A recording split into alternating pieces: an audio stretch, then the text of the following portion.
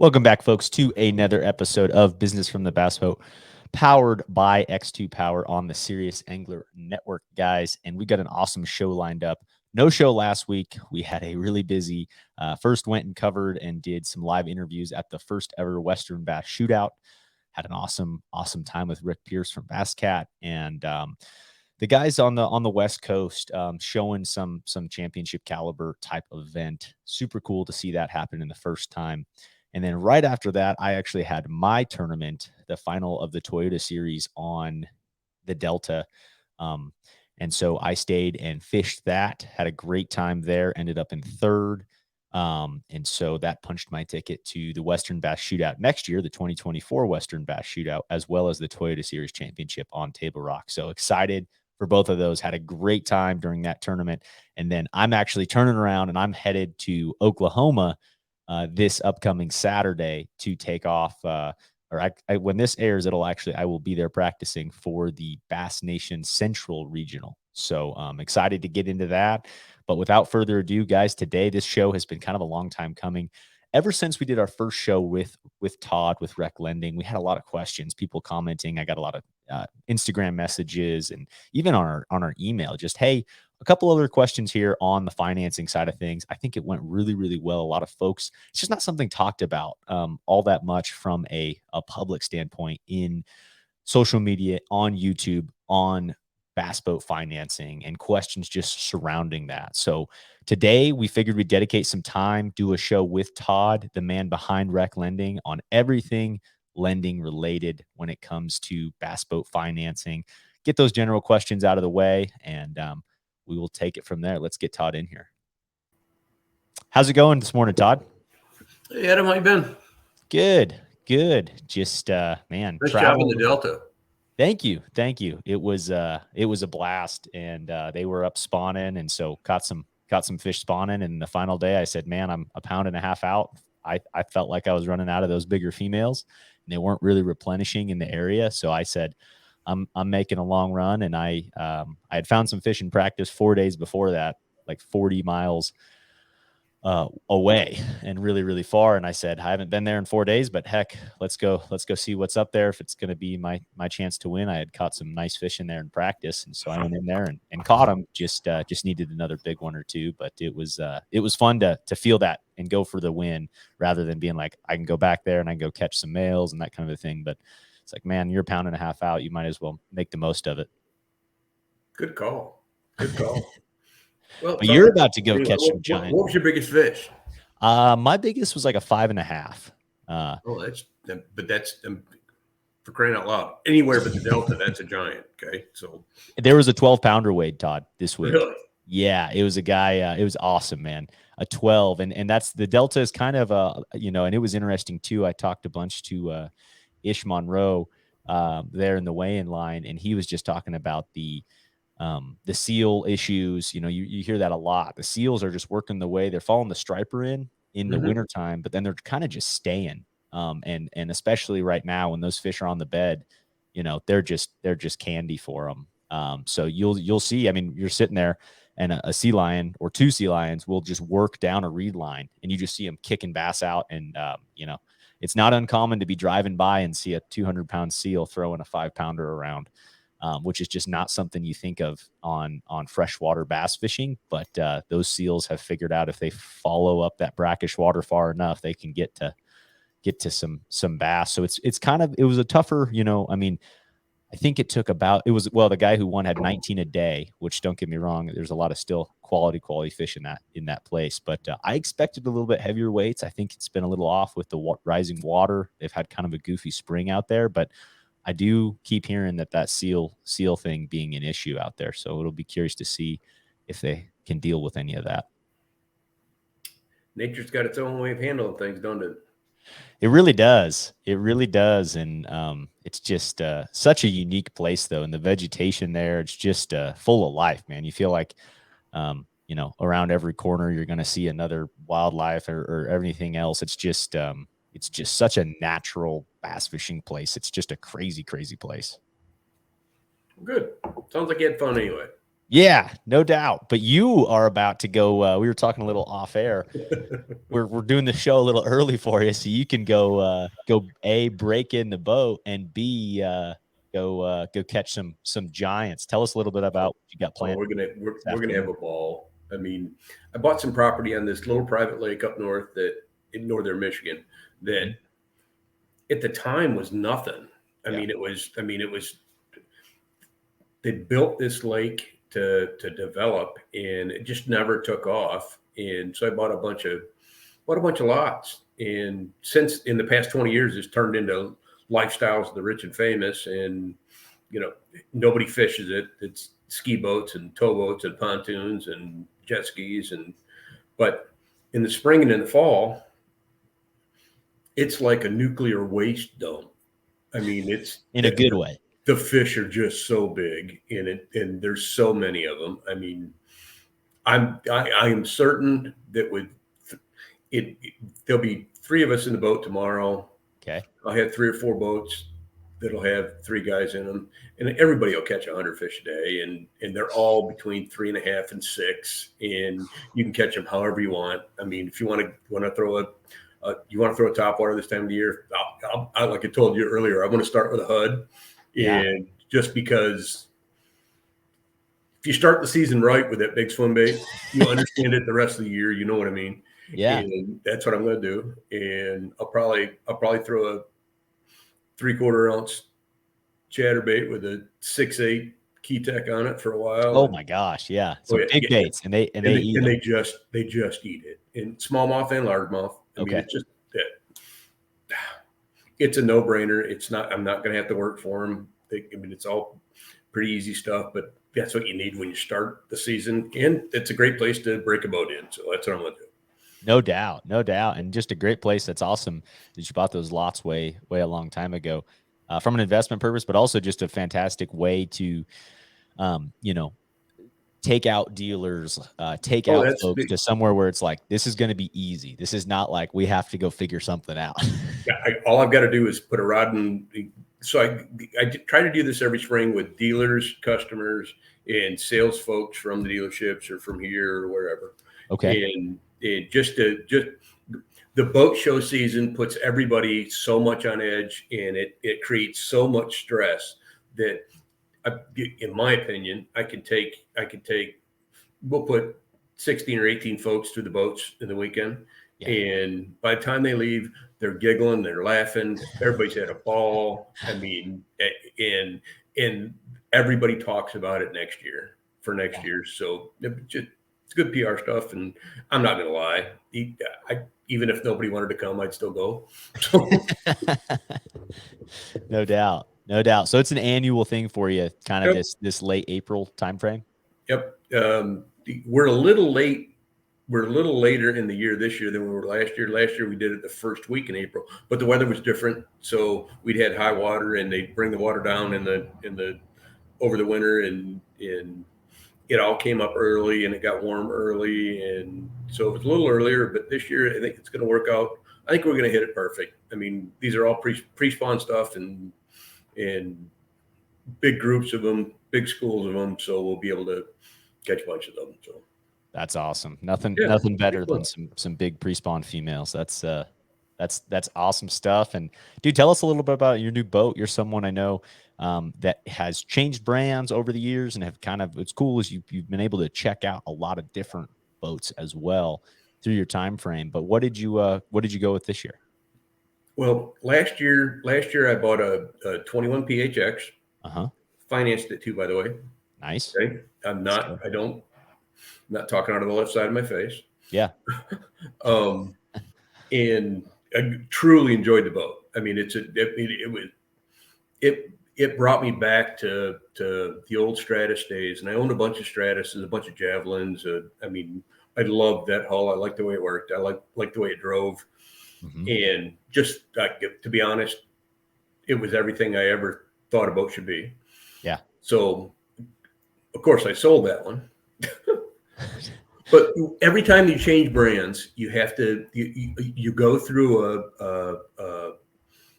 a snapping in period. where I'd rather this be this way, or I don't know why I didn't order that, or why I did order that, and those kind of things. So the next one that you get in my mind anyway is probably the boat the way that you ultimately want it.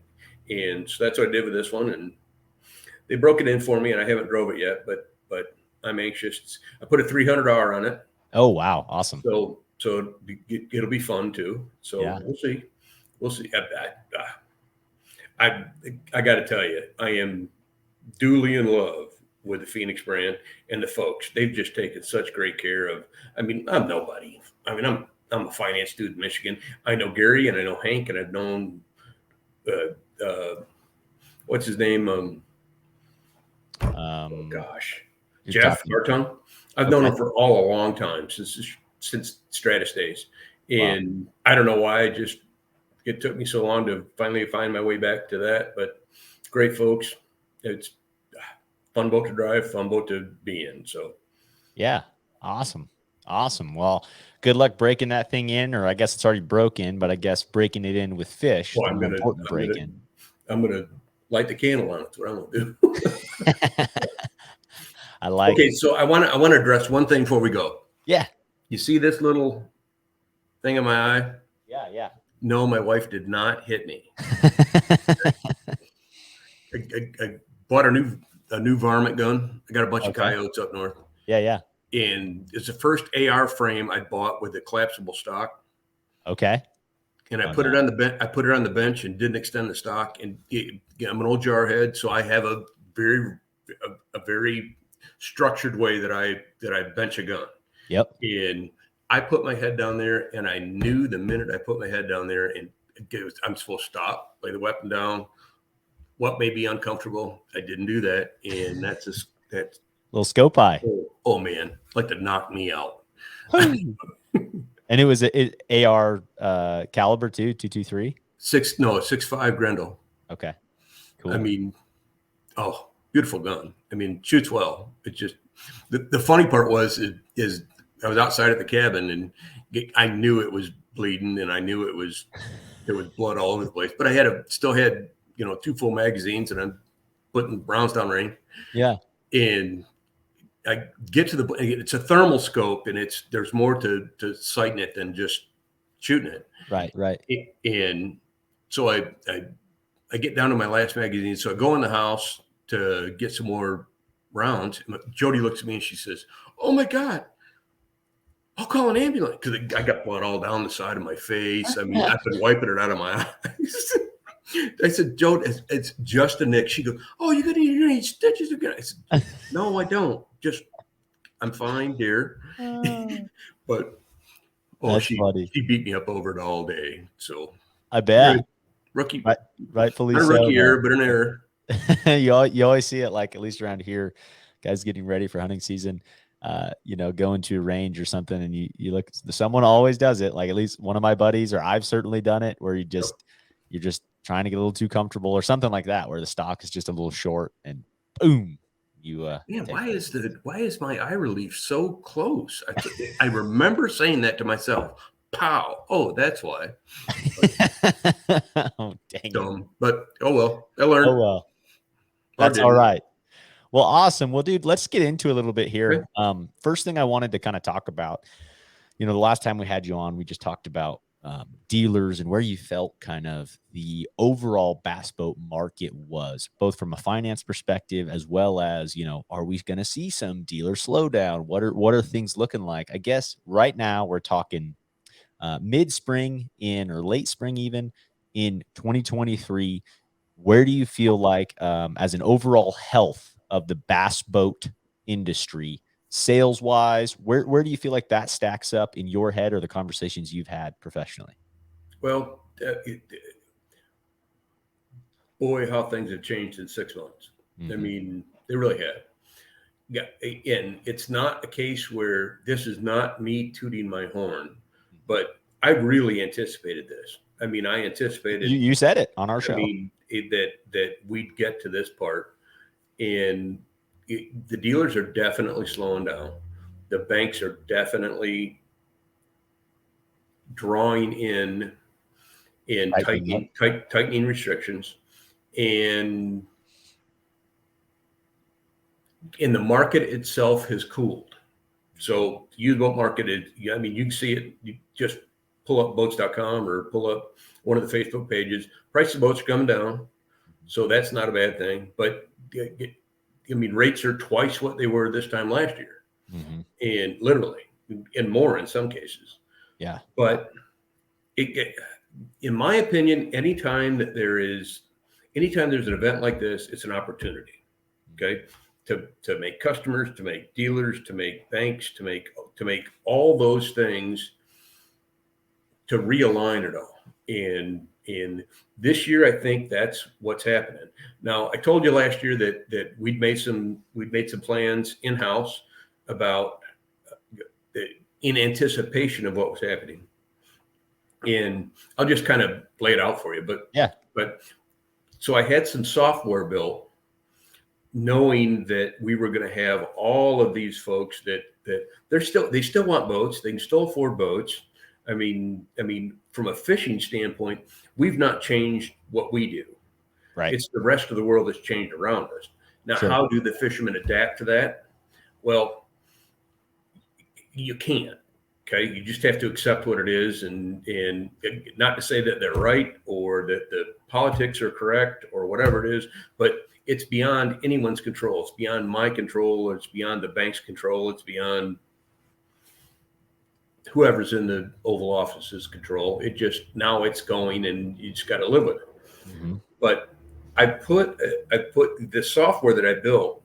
Anyone that's doing the boat loans with us now, when the rates reach a point where they begin to lower, in my opinion, the next 16, 18 months, when they go up this fast, they'll come down this fast. And when that begins to happen, as these loans are placed, our system now will kick that loan out to us and say, it's time to refinance this person. Got it. And so our strategy, and the strategy we're suggesting to everyone out there, is whatever boat you're going to buy right now, the payment and the financing is temporary. It's a bridge. Right. And when it comes back down, we'll redo things. So the extra $20 or $30 a month that the boat loan's costing you now, we should be able to mitigate that in the next 12 or 14, 16 months. Okay. But I mean, there's lenders that are pulling out of the business, but at the same time, there's lenders that are getting into the business. Okay. I mean, this happened the last two times. 01 and 08 are the ones I've been through. Sure. And there's lenders that just pull out and say, nah, we don't want anything to do with this. No, this is too, recreational loans in general. They're just recreational lending. Yeah. And there's others that say, man, it's been so good and it's such a good market that maybe now is when we should think about it. And I see lots of that. So on the dealer side of it, and I don't mean this as an ad or as a solicitation, but there are dealers out there that need help. And the manufacturers have filled all the dealers up with their inventory. I mean, all the most of it anyway. Most of their interest stuff starts next month or in June, and they gotta sell this stuff. And what do you mean? So because they're getting what's on the lot interest free for a certain time frame? Is that exactly? Most dealers when they do the upcoming year's order. Yep. Okay. So in July and August, when they have all the dealer meetings, the dealers go into the manufacturer, they place however many orders for this and this and this and this. And in exchange for that, in exchange for stocking during the wintertime and stocking during the off season, the manufacturer will pay the interest on those boats for X amount of months or however long. Okay. Every dealer is a little different. Every manufacturer is a little different, but the premise is the same. Help the dealer keep his lot stocked, have stock when the season starts, and help carry him. Got it. Well, those are starting to come due. Okay. That's typically when the dealers begin to negotiate a lot more. They'll begin to look harder at trades. They'll begin to I don't know, for the past 3 years, if it was on the lot and you could put your hands on it, you probably better buy it. That's not the case anymore. Right. Okay. And that's good. I think this is good for the consumer. It's good for the guy buying the boat. It's good for the guy who's trading the boat. For sure. Ultimately, it'll be good for the used boat guys too, but they got to go through this little stretch where it's not quite as high priced as it was. But in that said, those dealers, before it gets to and I'm being generic when I say this, but typically a dealer has to pay 1% of interest per month. Okay. So if it's $100,000 bass boat, he owes what's he owe? $1,000? $1,000 check. Yep. In addition to that, they have what's called curtailments, which is the dealer has to purchase a portion of the boat. So he's got some equity in it. So it's 8, 9, 10, 12, 15% they have to pay. And at that June time frame, or is that before? Exactly. Okay. May or June, depending on the manufacturer, July. I mean, sure. But it's coming up in the early summer. Yep. And think about a dealer who's got, just use a small $7 million worth of boats on his lot. I mean, that's a big number. No doubt. For a monthly, just to write a check for. So if they get rid of that and they move it, then it begins to move on. So I think we're going to see a bunch of that. But the dealer, again, we talked about this last time. I thought that the dealers would probably need some help, and that I would go at the dealer business a little harder to help try and solidify that. Been good for us. I mean, we've signed, I don't know, since we talked last time, probably a dozen or 14 new dealers. Okay, nice. And this is the time that you develop the good relationships, because you really help somebody out, or you really pulled a dealer out of a spot. And so you're providing those liquid funds to that dealer for those payments coming that are going to be a heavy hit, especially, I mean, like you said, you've got a guy that's say he's not a $7 million dealer, so say he's a $20 million dealer and has a bunch of boats on the lot, and things aren't moving. Like there's some, I mean, even at 7 million, that's some serious cash. It's the kind of stuff that puts dealers out of business. Right. I mean, in a deal or two, in the grand scheme of things, doesn't seem like it means a lot, but as you get into the curtailments, and the curtailments go up as the months get older. So they're getting more equity in the boat over time. The dealer is. Exactly. Okay. So it's a very volatile, very dangerous time to be a dealer, and some aren't going to make it.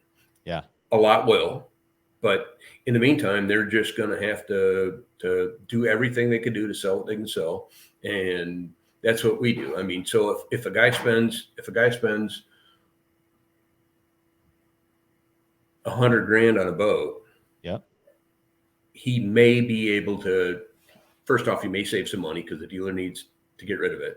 But if he buys a $100,000 boat and the dealer can't get him financed, that dealer's spent all the money to get that deal done, and now neither one of them go to fruition. So lots of dealers are reaching out saying, I can't get this guy done. Can you help me? And we'll be happy to help. I mean, we'll be happy to help. Got it. Gotcha. Okay. That is, that makes a lot of sense. That's a good overview, I guess, on the back end of stuff. I think just like, I had no idea without getting into this industry in the last couple of years of seeing, okay, these dealers are having that free interest time frame, but then at some point they're gonna have to pay for those boats if they're not sold.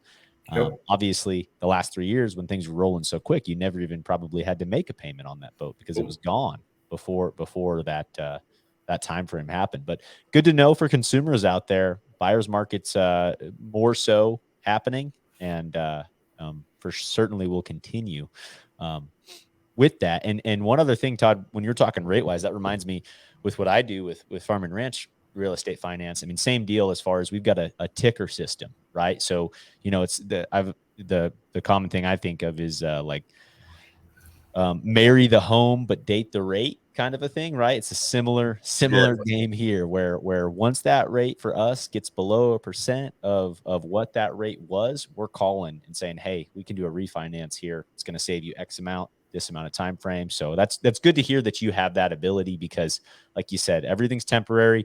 No crystal ball. Don't know when rates are going to come down, but they for sure will. And that's something to always remember. When we did this in '08, we probably 50% of the folks that we approached for financing, yeah, they had bought a used boat. Okay.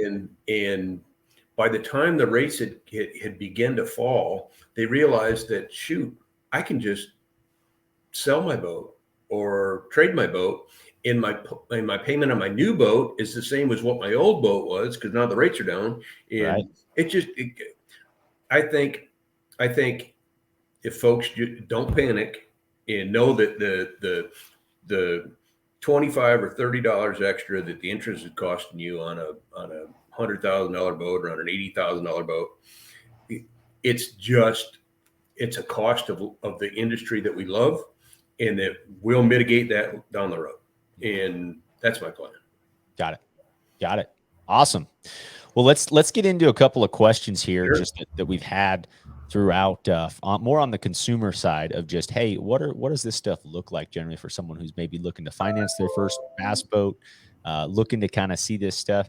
I mean, number one, definitely one is that I've had for sure is just general qualifications. I mean, credit score range. What is, and I know that's obviously going to be pretty varied, and there's probably different lenders that are specific to your A+ class credit folks, and kind of down from there. But do you have any general thoughts there? Sure. If it's 600, with a 600 score and above, we can usually find a program for anyone. Now, Okay. at a 600 score, you're going to pay a higher credit or a higher interest rate, because that's the score is what the lender uses to price the loan. Okay.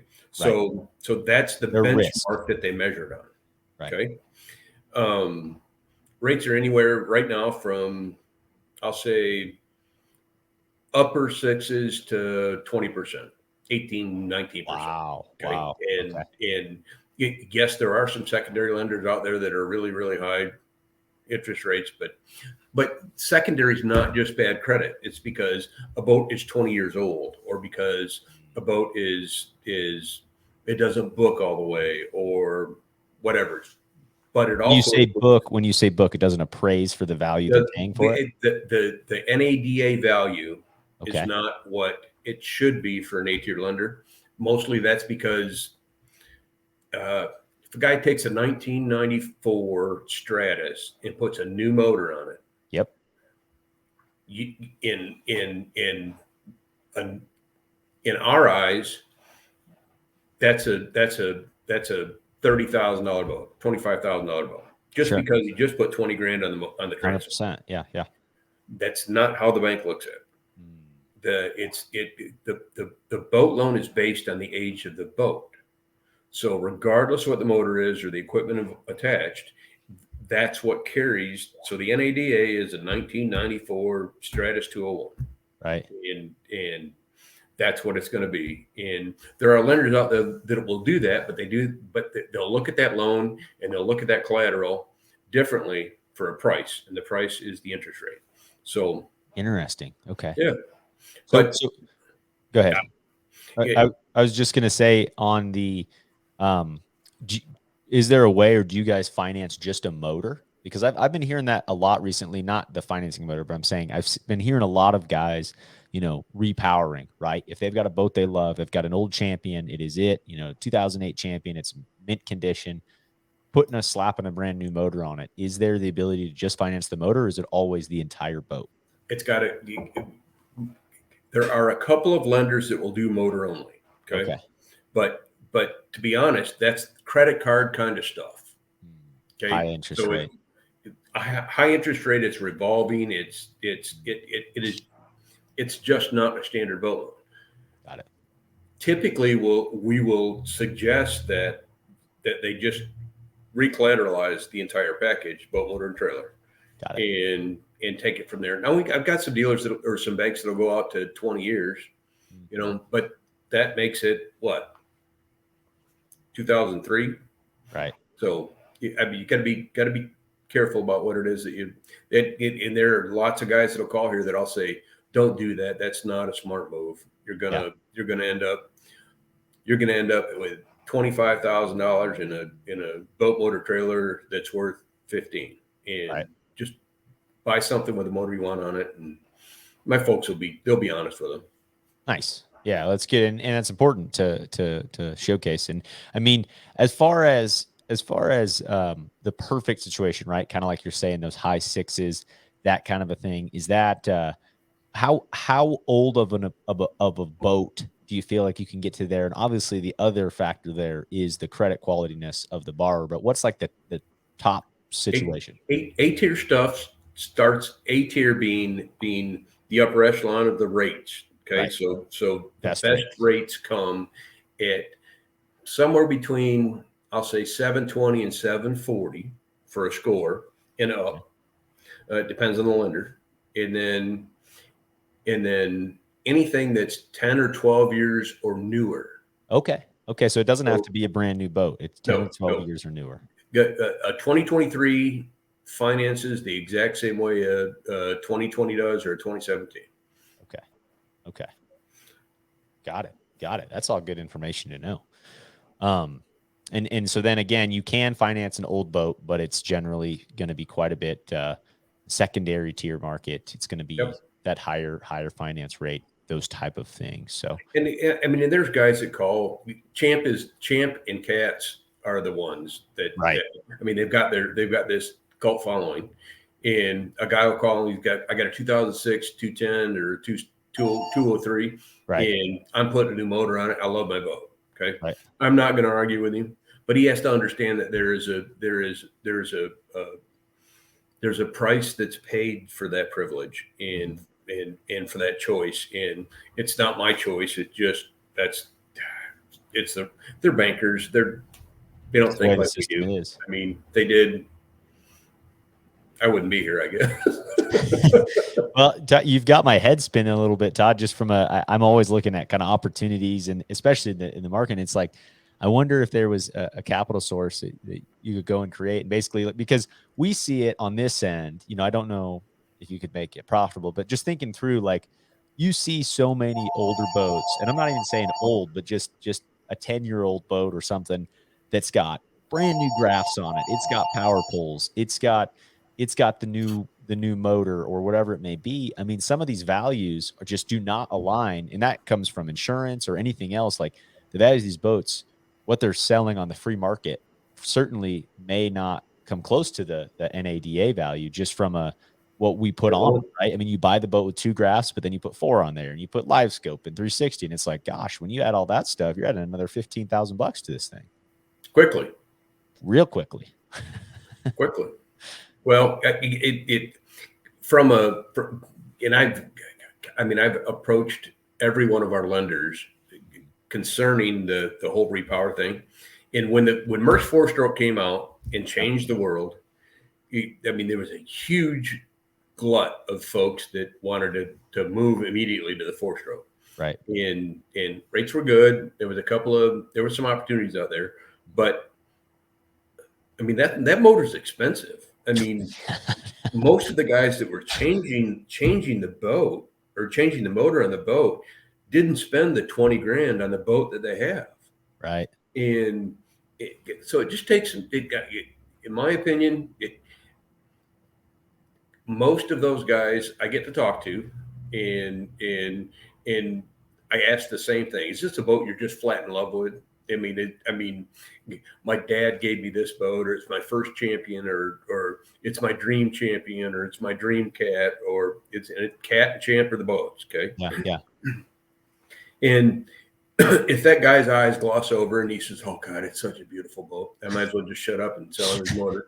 Right. And it's good. I get it. I mean, if He's made in his love with decision. boat, that's what it is. But from a practicality standpoint, I'll at least have the conversation with him.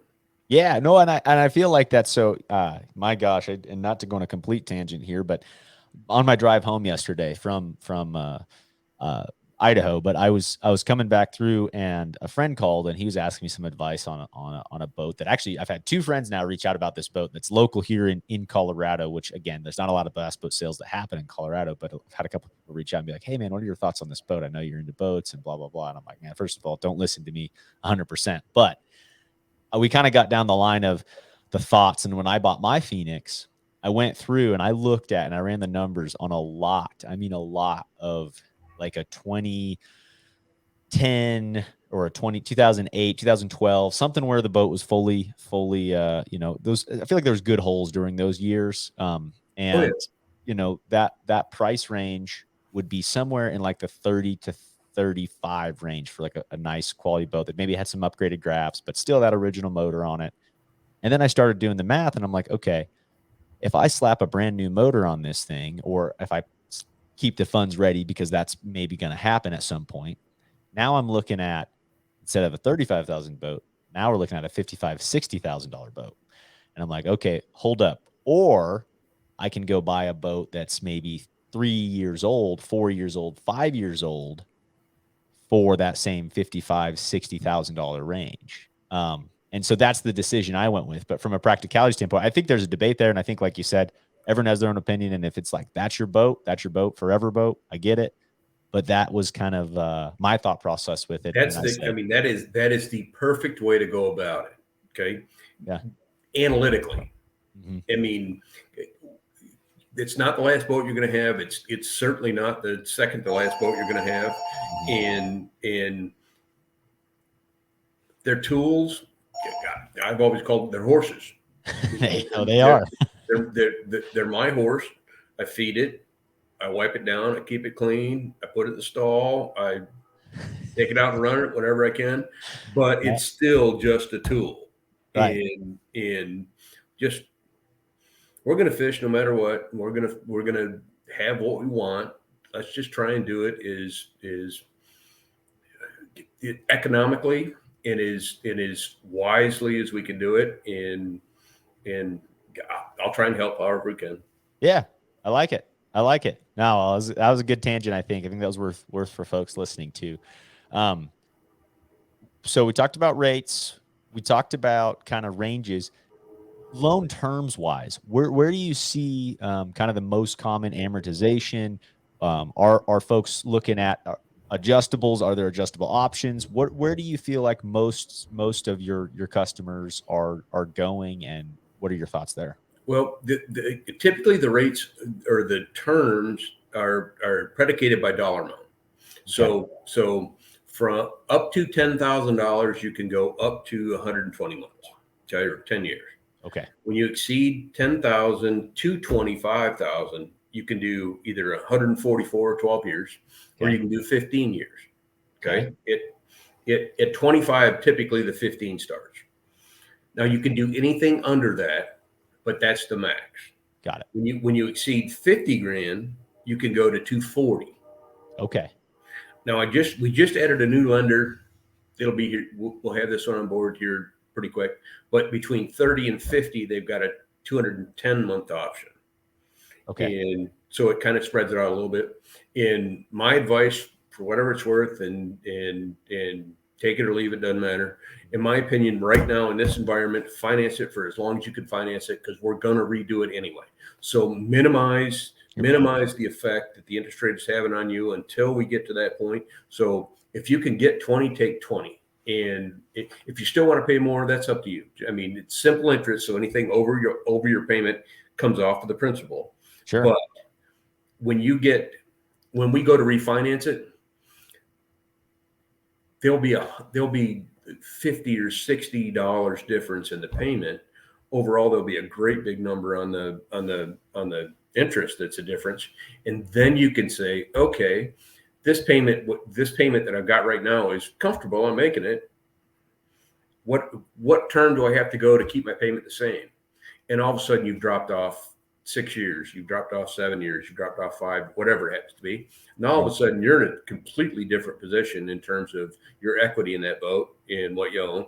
And that's going to be the angle in the process that all of my folks in RecLending goes through with each one of those customers. And right now, I think my advice is there's some guy out there on a Facebook forum that's going to say, "Oh, you got to write a check for it. If you can't write a check for it, you ought to." Always.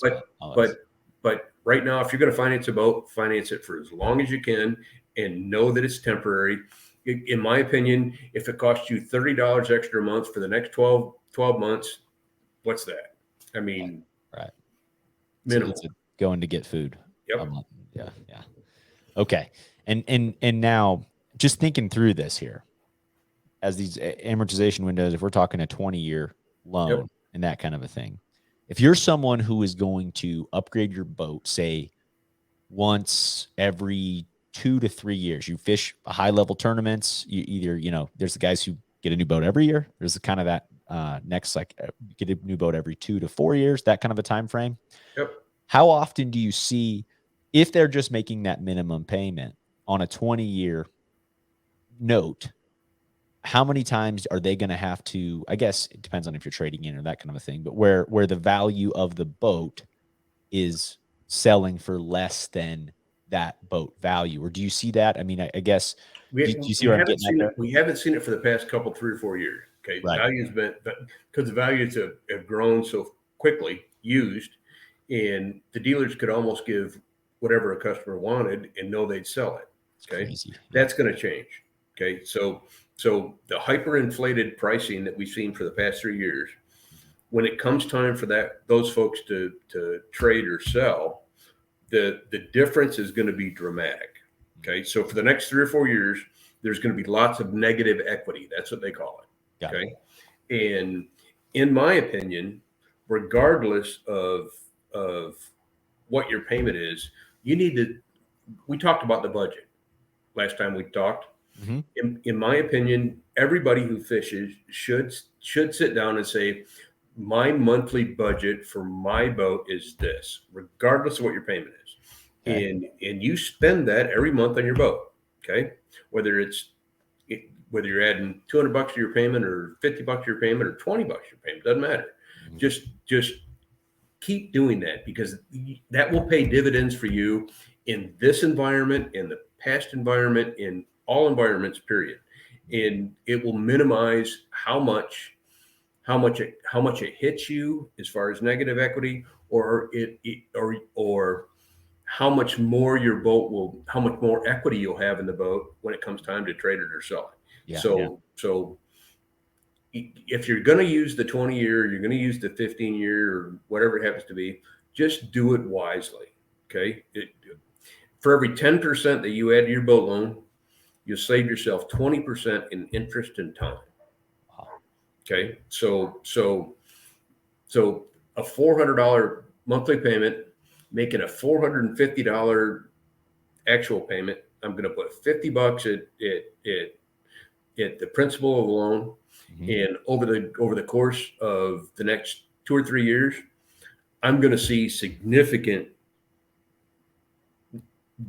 the amount of my loan or my principal significantly decrease, and that decreases what you pay in interest. So, and that's the way to mitigate that risk of having a negative. Absolutely. I mean, to be honest, bass guys, for all of the Bubba jokes and for all of the tobacco chewers, I'm a tobacco chewer too, so we holler. For all of the negative connotations that the bass world has. Yeah. 30 years ago, when they decided they do the 12 and 15-year terms, everybody said that'd be the end of the boating world. Oh, you see so many comments like that with the 20-year right now. It's ridiculous. Bass boat guys have proved that wrong. I mean, we still, the average bass boat guy owns their boat for 3.7 years. Okay. Interesting. Now, guys like me and guys like you skew that.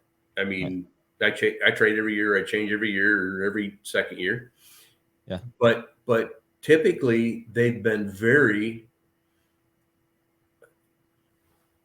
forthright in how they handle their boat finance and how they handle their money. Yeah.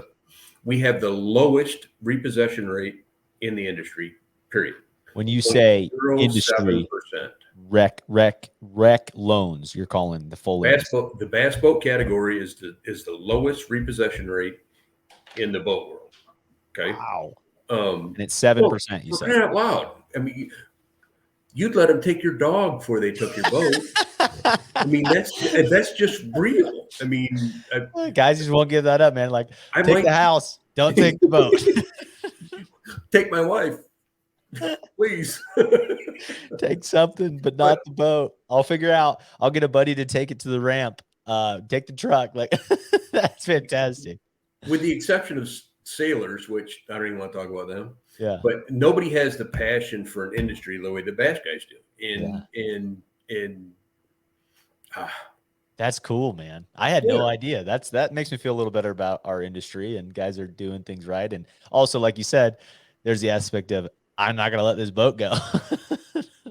It's the reason we work. It's the reason, like, I mean, it's no different for me or you or the average. It's a passion for not only an industry, but the folks that you participate in the industry with. So it's the dude you park your boat next to on takeoff or at weigh-in. I mean, the camaraderie, and those guys don't want to give that up, and I don't blame them. I mean, there's no doubt. No, that's my favorite part of it all is the industry and just how kind of tight knit it always is. But last couple questions I think I have here are number one, are there any penalties? We kind of talked about principal reduction payments. Are there ever any penalties on that, or are there options with penalties for absolutely not.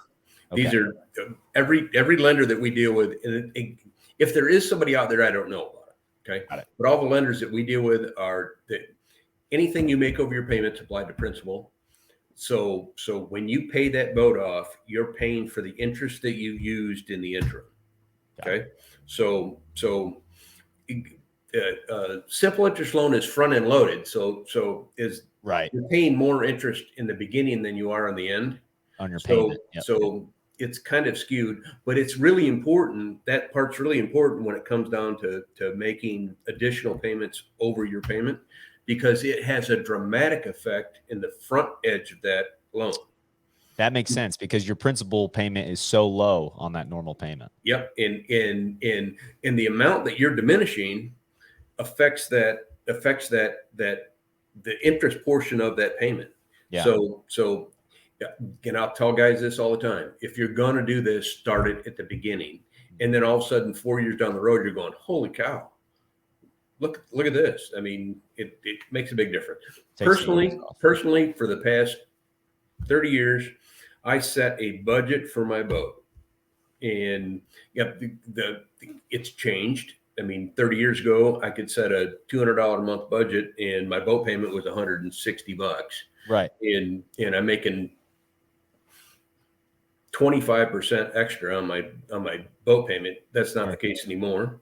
Right. But just set that and say, that's what I'm going to pay on my boat. And whether your payment is whatever it happens to be, you'll find that in the end, that structure pays dividends 5-6 boats down the line. Yeah. In my experience, not my opinion. Yeah. Okay. I like it. And as far as today's current rates being higher, right, than they were a year ago, 2 years ago, when we had extremely low interest rates, I guess I think people get caught up in looking at like, oh my gosh, it's 9% or 7%, whatever it is, versus what it was previously. But real time payment wise, how big of a difference is that when we're talking? And obviously that's going to vary, but just as a general standpoint, if it's an $80,000 boat or whatever it is, how much of an effect does that actually have on that monthly payment? Okay, so my boat payment changed by $100. Okay. Okay, it from 2022 to 2023. Now my boat went up because of the industry, Right. went up considerably. So my boat was, oh gosh, 18 to 22% more this time when I bought it. And I Wow. bought basically the same thing. I changed the electronics a little bit. 1 year difference. I altered 1 year. Wow. And that's not an industry's problem. That's a supply chain. That's Right. all the things that went with it. I mean, will that adjust? I don't know. I've never seen the prices come down.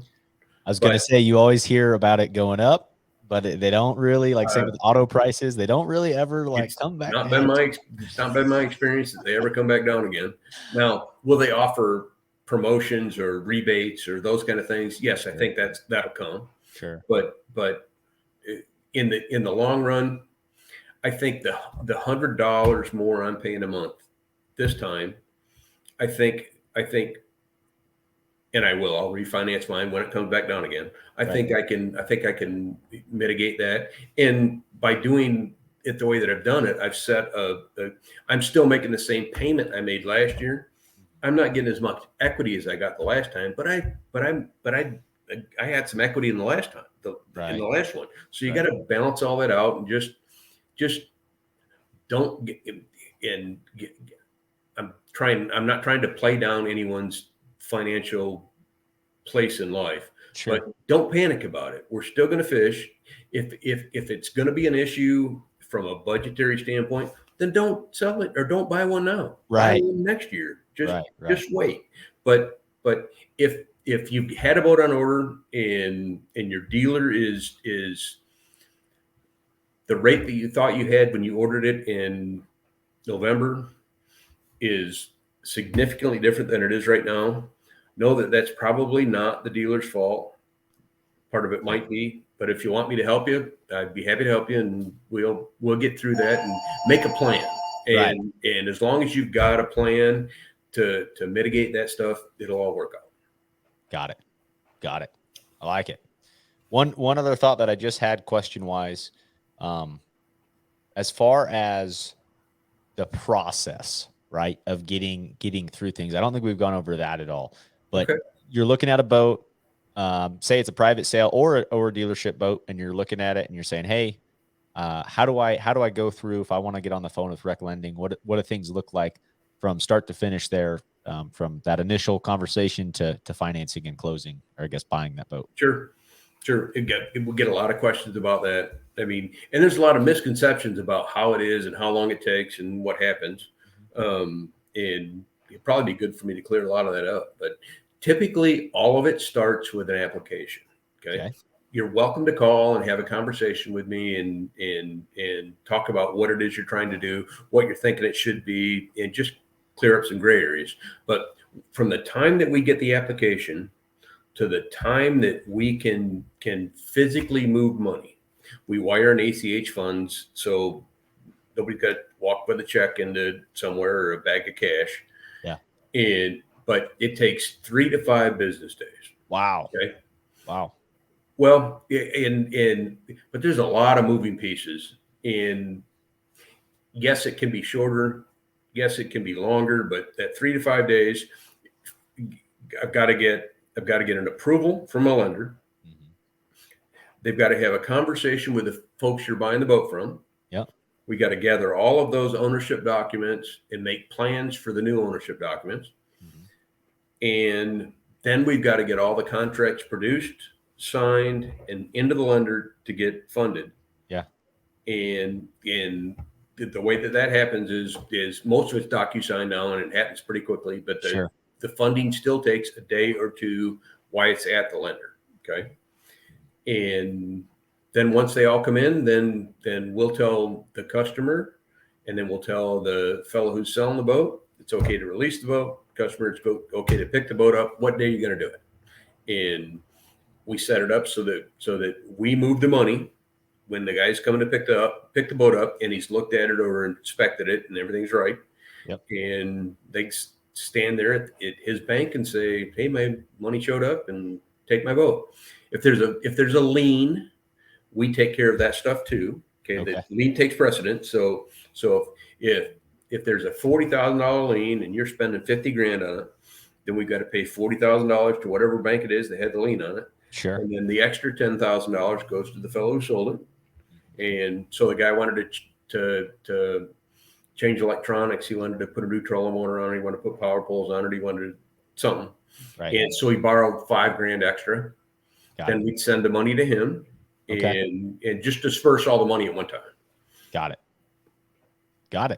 Awesome. I think that's a pretty clear breakdown for folks of kind of just the general prospect there. The taxes and title stuff comes at the backside of it, but we do all of that too. And I know that it's the least sexy part of our business. Right. Okay? I mean, it's the girls that work in the title company. I wouldn't trade jobs with them for all the money in the world. But dude, title is the worst. I hate. But titles. it is so it's so critical, and we take care of that stuff too. And the girls are really good at it. It's just there's no easy way to do it. They just got to roll their sleeves up and do it, and they're good at it. So I love it. Well, awesome. Well, Todd, I think that clears things up for guys, gives them a lot of understanding. If anyone has any additional questions, feel free to drop us in the comments, as well as to reach out to RecLending. They've got a great crew there to answer questions.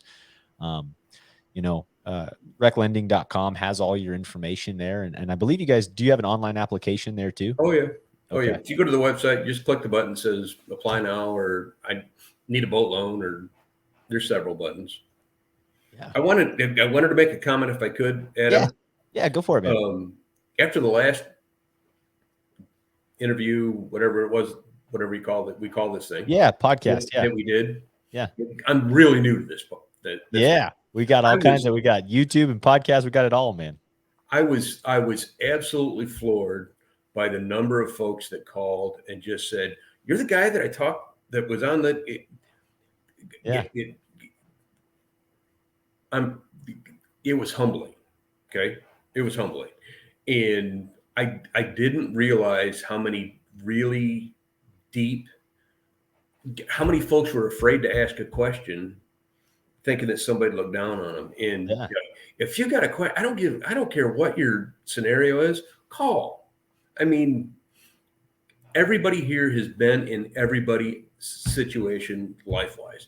I got kids coming. I'm getting ready to or I just got divorced, whatever it is. Everybody here has been through that, and they'll try and walk you through as much as they can. But a lot of those folks I'd have never got a chance to talk to if it hadn't been for the first interview, and I appreciate that. Thank you. Awesome. Well, Todd, that means a lot. It's cool to see that and to see what we're doing with our podcasts and everything we've got going. So I really appreciate that. And it means a lot, and it's cool to see. And same thing, guys, we talked a lot of, I was thinking that too. And going through this, like, okay, if you're not in the finance world or real estate or whatever, it's like talking equity and talking amortization, like these things, ask the questions, to people, especially the people at RecLending. Any of those things are, simple Google search too. I've learned a ton on the dang Google for sure. So, but hopefully this was a good breakdown for folks. They get some understanding here. And certainly reach out to RecLending when it comes time, if you're looking at that boat or trying to refinance, whatever it may be. We'd be happy to answer whatever anybody's got. Awesome. Well, man, we will let you get out of here. You got to go plan an awesome trip. I'm jealous. I'm so jealous. I got a heavy office time the next 3 days to be able to get on the road, but I'm getting to go fishing next week, so I can't complain too much. Good. And you fished last week at the Delta, so that's true. No complaints. No complaints. Living the life for sure. So certainly appreciate your time, Todd. And for anyone tuning in, check back next week. We've got a lot of awesome shows lined up. And with that, we are out of here. Thanks.